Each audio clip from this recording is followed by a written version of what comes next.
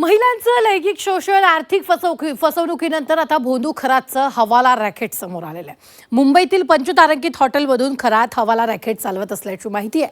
धक्कादायक बाब म्हणजे या रॅकेटची पालमुळं थेट दुबईपर्यंत पसरल्याचा संशय आहे. पाहूया त्याबाबतचा आमचा स्पेशल रिपोर्ट.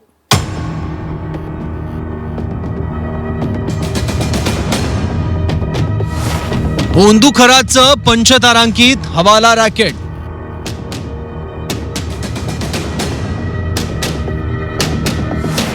मुंबईतील आलिशान विशेष सूटमधून चालायचा काळा धंदा.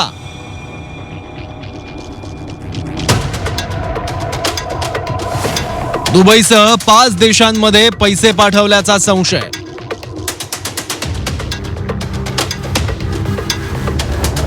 भोंदूबाबा अशोक खरातच्या काळ्या कारनाम्यांची यादी संपता संपत नाहीये. या यादीत दिवसेंदिवस भर पडत असल्याचं पाहायला मिळत आहे. त्यातच आता SIT चौकशीतून मोठी अपडेट समोर आली आहे. भोंदू अशोक खरात मुंबईतील एका पंचतारांकित हॉटेलमधून हवाला रॅकेट चालवत असल्याची माहिती सूत्रांनी दिली आहे. विशेष म्हणजे यासाठी हॉटेलमधील एक सूट वर्षभरासाठी आरक्षित केलेला असायचा. या सूटचं दिवसाचं भाडं 25,000 इतकं असल्याचा अंदाज आहे. म्हणजेच वर्षभरात 1 कोटी रुपये इतकं भाडं भरलं जात होतं. हे एवढं भाडं भरण्यामागे नक्की काय गौड बंगाल आहे याचा शोध पोलिसांकडून घेतला जातोय. खरात मुंबईतून हवाला रॅकेट चालवायचा. एका पंचतारांकित हॉटेलमधून काय कारनामे चालायचे. हॉटेलमधील विशेष सूट वर्षभर बुक असायचा. CAच्या नावावर विशेष सूट राखीव असायचा. विशेष सूटचं दिवसाचं भाडं 25,000हून अधिक. हॉटेलमधूनच कोट्यावधी रुपयांची देवाणघेवाण व्हायची. दुबईसह 5 देशांमध्ये हवालाच्या माध्यमातून पैसे पाठवले जायचे. अधिकारी आणि नेत्यांचे कोट्यवधी रुपये बाहेर पाठवल्याची चर्चा आहे. इथेच नेते आणि उद्योजकांच्या बैठका होत असल्याची ही माहिती आहे. हाय प्रोफाईल व्यक्तींना ब्लॅकमेल करण्यासाठी सुद्धा आलिशान सूटचा वापर केला जायचा. हा सर्व पैसा गोळा करण्यासाठी खरातनं अनेक पतसंस्थांमध्ये अकाउंट उघडल्याचंही कळत आहे. तसंच खाती उघडताना एका विशिष्ट तारखेचा वापर केल्याचं तपासात पुढे आलंय. त्यामुळे खरातच्या माध्यमातून हवालाचा पैसा दुबईला पाठवला जात होता की तिथून भारतात येत होता याचा तपास आता यंत्रणा करते आहे.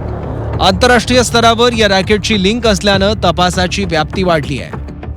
आध्यात्मिक गुरु बनून फिरणारा अशोक खरात आता पूर्णपणे कायद्याच्या कचाट्यामध्ये अडकला आहे.